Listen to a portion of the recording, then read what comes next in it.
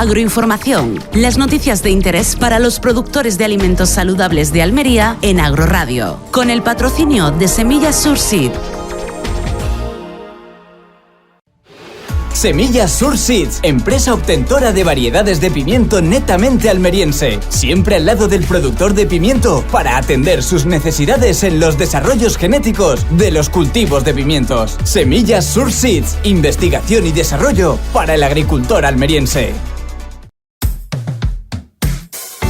Antonio Navarro, director de Agroradio. La agricultura bien contada.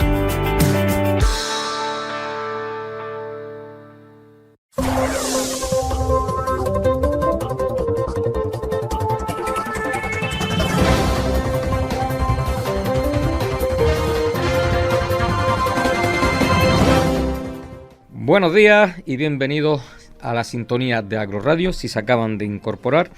Y bueno, pues en esta ocasión, en este espacio informativo, no nos quedamos en España, no nos quedamos en Europa.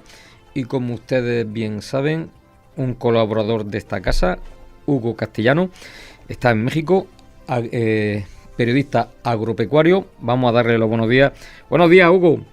El gusto de saludarte, Antonio, y de saludar a toda la gente de Agroradio. ¿Cómo están?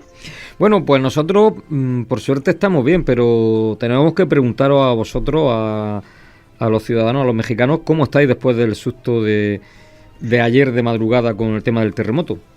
Bueno, sí, lo que ocurrió en el arranque de la semana fue muy movilizador. Yo vivo en Guadalajara, que es la sede del estado de Jalisco, en el occidente de México. Aquí se sintió mucho. Uh-huh. Yo, de hecho, estaba en ese momento en mi domicilio y vivo en un primer piso y se sintió bastante fuerte con relación a otros acontecimientos que se dieron en 2017, por ejemplo, e incluso en años anteriores. Y la verdad que fue un susto de momento, con algunas características dramáticas que tuvo en diferentes regiones de México, y que por suerte no tuvo características tan rigurosas, tan difíciles de ediciones o de años anteriores. Aquí de lo que se habló en estas últimas 48 horas, estimado Antonio, es no solamente del sismo en sí, sino de la fecha. La fecha está siendo recurrente en los últimos años y eso, por supuesto, llama la atención. Incluso no solo la fecha, también el horario donde se produjo el movimiento de tierra, que es prácticamente el mismo, ha sido prácticamente el mismo en 2017 uh-huh. que en este 2022. Así que ese es un poco el tema del que se ha hablado en estas últimas horas, en estos últimos días. Uh-huh. O sea, es decir, a la misma hora y en la misma fecha y en los mismos lugares. La variación de lugar no es exacta, pero, mejor dicho, el lugar no es exacto, hay variaciones en ese sentido, pero lo cierto es que el horario es prácticamente el mismo. Creo que hay una diferencia de unos 10 minutos entre uno y otro, el de 2017 y el de estos días, y la fecha es la misma, de hecho ayer comentaba mucha gente respecto del simulacro que se había hecho en esa jornada, uh-huh. un ratito antes del sismo real, que fue otro hecho que por supuesto llamó mucho la atención y genera conmoción tanto en la Ciudad de México como en Guadalajara, como en otros lugares de la República. Madre mía, si retrasáis un poquito el simulacro, vamos, lo hacéis en directo, ¿eh? Fue un hecho casi simultáneo. Creo que la diferencia fue de aproximadamente 50 minutos, no más de eso. Uh-huh. No más de eso, entre que la gente salió por el simulacro y luego tuvo que salir por el evento en sí, real, absolutamente real, que bueno, ha seguido siendo noticia, insisto, en las últimas horas y en los últimos días. Pero todos estamos bien, por suerte. Ha sido un evento, insisto, en algunos lugares con el dramatismo de pérdida de vidas humanas, pero en general no ha tenido las características muy complejas que tuvo, por ejemplo, en 2017. Uh-huh. Bueno, por eso nos alegramos que realmente, porque con la fuerza que se ha producido este terremoto, era para que se hubieran producido más víctimas mortales, y bueno, y parece ser que una solamente, ¿no, Hugo? Así es, y esto tiene que ver con la duración del fenómeno. La percepción que tenemos los que lo vivimos, digamos, es de unos 45 segundos aproximadamente, un movimiento largo, de larga extensión en tiempo, y eso es quizás lo que más repercute en la idea de los daños que pueda provocar. Insisto, en esta oportunidad, a pesar de las características que tuvo, no generó lo que generó en 2017. Bueno, pues Hugo, de lo cual nos alegramos el que haya sido en el tema de daños personales, es decir, de menor importancia que en 2017. Y vamos a hablar de agricultura. Hugo, ¿qué novedades nos puedes contar en esta nueva intervención por tu parte? Bueno, damos un poco vuelta a la página y nos insertamos en lo que significa la actividad que se va retomando presencial a lo largo de este 2022 en distintos lugares del territorio mexicano, y lo que sucede con temas que a veces, Antonio, no son de fuerza informativa relevante, que no están en los titulares, en los encabezados, pero que son de verdad importantes. La noticia podría ser, por un lado, que Guadalajara va a ser sede de un evento vinculado a la actividad agroalimentaria. La otra noticia es que el evento va a ser el 20 de octubre próximo. La otra noticia, que el tema va a ser una reunión que va a involucrar a diferentes ámbitos relacionados directa o indirectamente con la actividad: productores, empacadores, comercializadores, asociaciones de productores, minoristas, organismos públicos y privados, organizaciones de ayuda al desarrollo, expertos, consultores, pero todos trabajando sobre una idea y un concepto del que se habla en algunos ámbitos, pero que vale la pena tener en cuenta desde una perspectiva mucho más general, no solamente la productiva, sino la del consumidor. ¿Qué pasa con la certificación en la actividad agroalimentaria? Mucho tiempo, yo recuerdo en los 90 y a principios del presente siglo, se relacionaba mucho la certificación con la agricultura orgánica. Pero esto no se reduce solamente a esta área, a este ámbito, sino que está ganando terreno, ha ido ganando terreno en los últimos años y se ha ampliado hacia todos los procesos productivos, y tiene que ver con una situación en la que me parece, creo, Antonio, todos tenemos que empezar a observar mucho más de cerca, es decir, la calidad, la inocuidad que tienen los productos, cómo se llevan a cabo las siembras, cómo se llevan a cabo los procesos de cosecha, de poscosecha, de traslado, de empaque y de agregado de valor.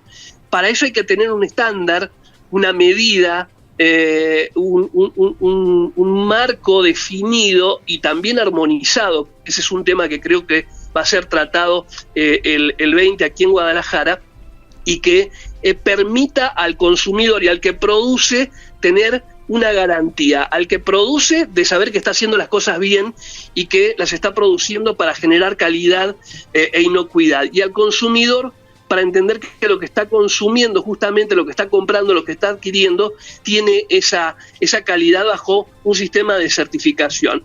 Hay varias etapas dentro de la certificación, Antonio, que tienen que ver con la validación, la preevaluación, las auditorías, las revisiones. Bueno, todo esto se va a llevar a cabo en el evento que se va a concretar en octubre próximo, y que tiene que ver precisamente con la certificación, con lo que es la garantía, una garantía concreta de lo que se está produciendo, cómo se está produciendo y fundamentalmente en el marco en el que se lleva a cabo esa producción.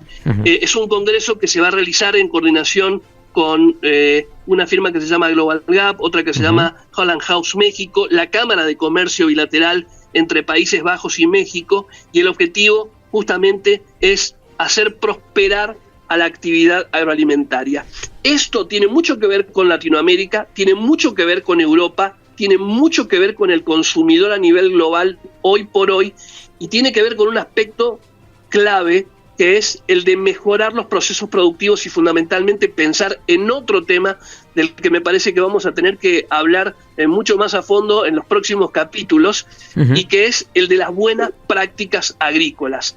Integrarlas definitiva, sustancial y ampliamente desde el momento de colocar la semilla en el suelo, cuidando los recursos del suelo, hasta el empaque y la llegada al consumidor final. Las buenas prácticas agrícolas tanto en la agricultura como en la ganadería. Hay que tener en cuenta, yo tuve oportunidad de entrevistar hace algunos años, no muchos, a Monique Eloat, la directora de la Organización Internacional de Sanidad Animal, que estuvo aquí en Guadalajara y que contaba la importancia que tiene el bienestar animal dentro de los procesos productivos denominados como buenas prácticas ganaderas en este caso. En lo que refiere a las buenas prácticas agrícolas, la certificación lo que busca hacer es fundamentalmente dar una garantía a quien produce y también a quien consume. El mercado, Antonio, está muy demandante, no solamente de cantidad, sino también de calidad. Y esa calidad en algún momento hay que estandarizarla y hay que armonizarla, y me parece que ese va a ser también uno de los temas que se van a tratar en este importante evento que se va a hacer en Guadalajara en casi un mes. Hugo, una curiosidad, y hablo desde el desconocimiento, ¿no? Es decir, estamos hablando de la certificación. Aquí en España, concretamente en la provincia de Almería, la producción agrícola de la provincia de Almería, certificaciones todas las que tú quieras y más. ¿Sabes lo que te quiero decir? Y es más, aparte de la normativa que te pide la Comunidad Económica Europea y estas certificadoras, después algunas cadenas de distribución, ellos te ponen sus propios límites y condiciones. ¿Sabes lo que te quiero decir? Eso es lo que tenemos aquí en Almería. Pero vosotros en México, ¿tenéis ya todo el tema de la certificación implantado o es una cosa que está iniciándose en estos momentos? Es un proceso que ha venido creciendo con el tiempo, mucho más lento probablemente que en Europa.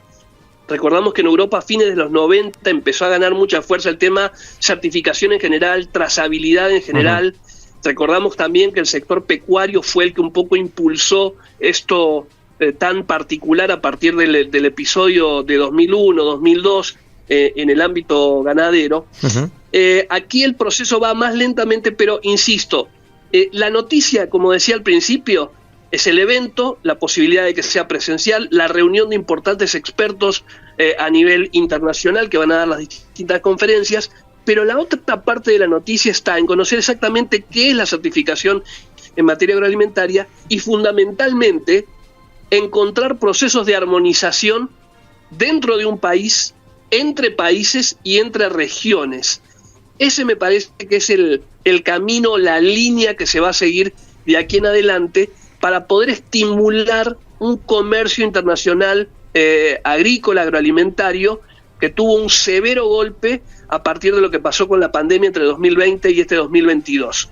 Es decir, ¿qué estándares tienen los países, las regiones y cómo los armonizan para poder vender y comprar? Hugo, al inicio de esta conversación, pero ya con el tema de la certificación, una de las cosas que has dicho que me ha llamado la atención es agregado de valor. Cuando dices agregado de valor, ¿a qué te refieres exactamente? El agregado de valor es, bueno, esto tiene mucho que ver también con las exigencias que tiene el mercado norteamericano y el mercado canadiense en el marco del TMEC aquí con México. Es decir, ¿cómo produces? ¿De qué manera? ¿Cómo tus trabajadores realizan esa producción? ¿Cómo cuidas el ambiente en el que produces? ¿Cómo empacas lo que produces? ¿Cómo haces que ese agregado de valor, o mejor dicho, cómo haces que ese producto se convierta en un subproducto, pero con los mejores estándares de calidad? Esa es un poco la integración que está relacionada, quizá no de manera directa, Antonio, pero sí de manera indirecta con los famosos criterios ESG, ambientales, sociales y de gobernanza, que están entrando al mundo empresarial en general. Creo que en Europa hay un escalón más sobre esto, todavía en Latinoamérica no tanto, pero que tiene que ver con cuidar el ambiente, con cuidar el aspecto social de lo que producimos y también cuidar cómo generamos esa producción. El agregado de valor hoy, desde la perspectiva de muchos que están involucrados en esto y desde lo que yo conozco, es justamente producir de la mejor manera posible, cuidando los recursos, gastando lo menos posible y logrando innovar a la hora de no solamente entregar el producto en sí, sino hacer subproductos, ¿no? dar más proteína, dar más cantidad, dar más calidad en general, en términos generales. Creo que esa es la evolución de la que se está hablando hoy en Latinoamérica y el Caribe, por supuesto, pero también alrededor del mundo, sobre cómo producir mejor y generar mejores oportunidades, pero con base en la calidad y la inocuidad agroalimentaria, que ganan mucha fuerza a partir de un hecho sanitario que nos ha marcado a todos, en el que hoy queremos consumir cosas cada vez más saludables. Si el público consumidor en Europa, en Latinoamérica, estaba buscando identificar mejores productos hacia fines de la década pasada, ahora con lo que ha ocurrido en estos 2 últimos años, creo que ese proceso se va a intensificar en ver qué producto es tan saludable, tan sano, tan inocuo para poder adquirirlo. Hugo, te voy a comentar 2 cosas. Uno, una anécdota que me ha pasado hace escasos 2 días, y una puntualización en el caso de las certificadoras, ¿no? Aquí en Europa. Te voy a contar la anécdota. He tenido cercano a mí una perrita durante unos días y tuve que ir a un supermercado a comprar pienso para la perrita. Me hizo gracia, estuve a punto de llevarme un saco de pienso para mi casa porque ponía en la etiqueta pollo fresco con verduras para los perros. Yo decía, claro, te ponía la foto del pollo fresco con verduras. Digo, pero vamos, es decir, ¿cómo se puede decir algo que no es verdad, ¿no? Y ya me da igual que sea para un perro como que sea para un humano, ¿eh? O sea, me da igual que sea, pero es que me hizo gracia. Y otra cosa que te iba a comentar en relación a las certificaciones, es decir, como tú bien has dicho, aquí en Europa vamos un pasito más, es decir, aquí, dentro de todas las exigencias que te pide de sanidad en relación a la hora de producción, manipulado y comercialización, también te viene la parte social, ¿sabes? Y en la parte social te piden que justifiques que los hijos de tus trabajadores estén escolarizados. Fíjate. Claro, bueno, esos 2 elementos que comentas son importantes. Por uno, la armonización, es decir, cómo lograr que efectivamente lo que está etiquetado en el producto final sea rigurosamente cierto y haya manera de trazarlo de alguna manera. Ese es un punto importantísimo que creo que se discute en Europa y también se discute por acá, por Latinoamérica. El otro punto es justamente lograr procesos que sean sustentables en materia de producción, que vayan más allá del producto en sí, sino de cómo trabajan, cómo viven, cómo se desarrollan y qué oportunidades tienen quienes manipulan esos productos a la hora de la siembra, a la hora de la cosecha, a la hora del transporte, a la hora de darle un agregado, insisto, de valor, de convertir ese producto en otros subproductos para el consumo o para el uso humano. Hay que recordar, Antonio, un tema muy importante, que es el de una sola salud, en un criterio en el que están trabajando muchas organizaciones a nivel internacional y que están poniendo énfasis en la salud vegetal, la salud animal y la salud humana. Es decir, mejorar las características de producción de manera integral sin descuidar la parte animal, sin descuidar la parte vegetal, que creo que es un concepto muy interesante sobre el que hace falta todavía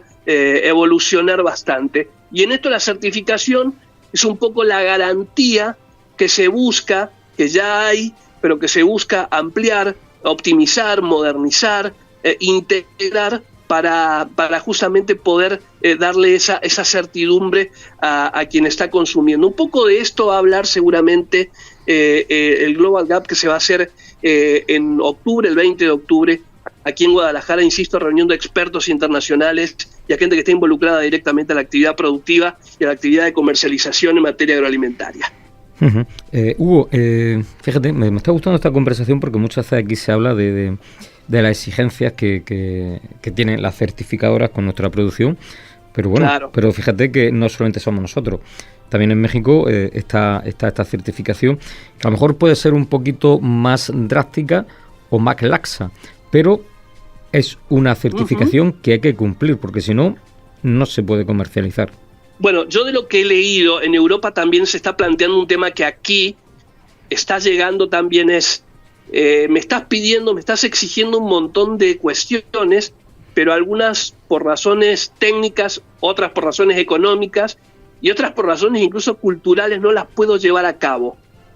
creo que el gran eje que viene para el tema certificación, para el tema de garantías, es por un lado la armonización, la estandarización de lo que se requiere, de lo que se necesita, y por otro lado un proceso de difusión informativa, difusión técnica, difusión sectorial, que le permita a mucha gente que trabaja en el ámbito rural poder conocer, poder entender y poder lograr adaptar de una manera resiliente, para utilizar un término que hoy por hoy se usa muchísimo, los compromisos que hay en materia ambiental, en materia productiva y en materia comercial también. Hay que alimentar un mundo de 8.000 millones de personas, que van a ser 10.000 millones en 2050, y eso también compromete esfuerzos, innovación, pero algún tipo de mejora en los estándares de certificación, precisamente pensando en las generaciones que vienen.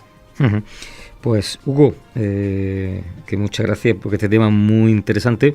¿Tienes algo más que comentarnos?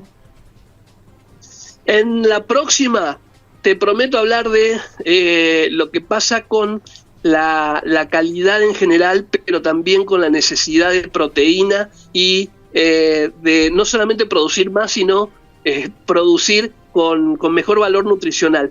¿Qué se está haciendo en México? ¿Qué se está haciendo en Latinoamérica?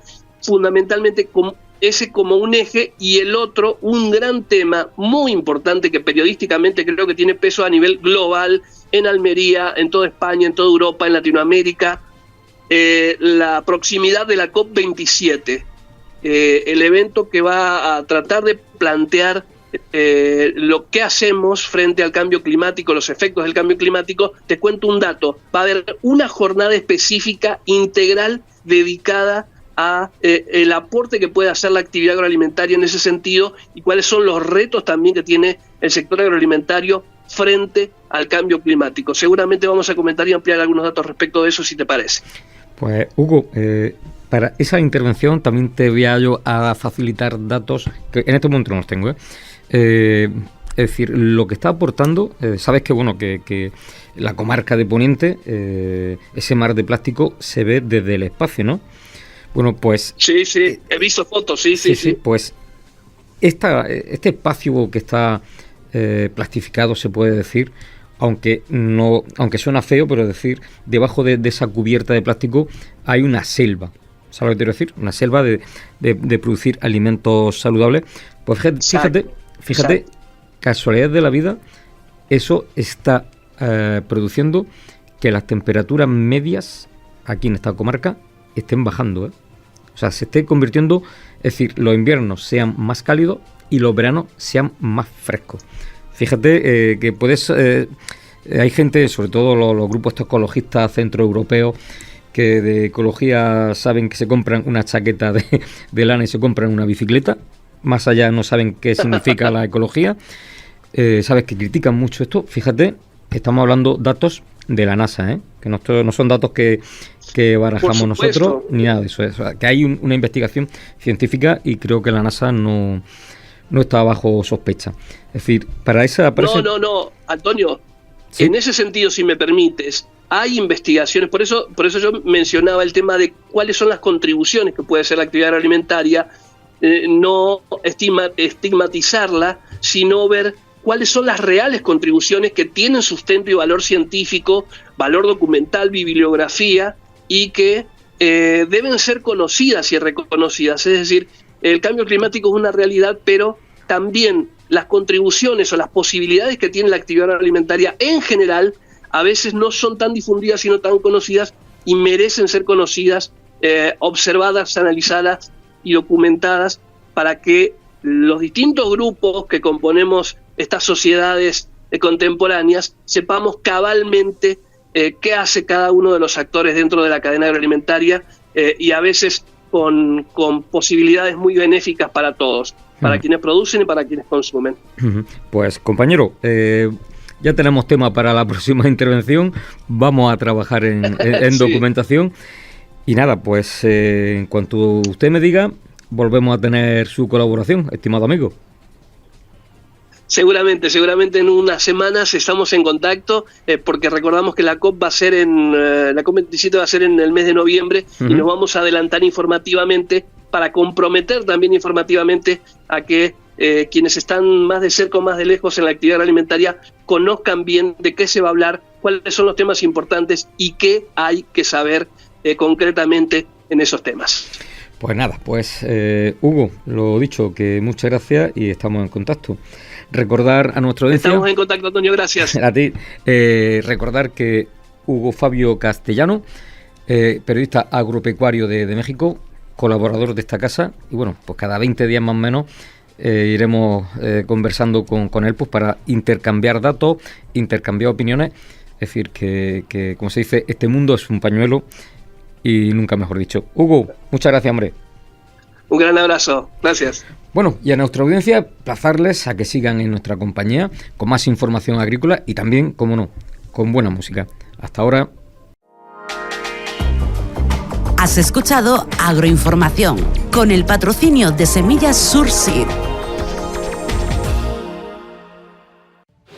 Semillas Surseeds, empresa obtentora de variedades de pimiento netamente almeriense, siempre al lado del productor de pimiento para atender sus necesidades en los desarrollos genéticos de los cultivos de pimientos. Semillas Surseeds, investigación y desarrollo para el agricultor almeriense.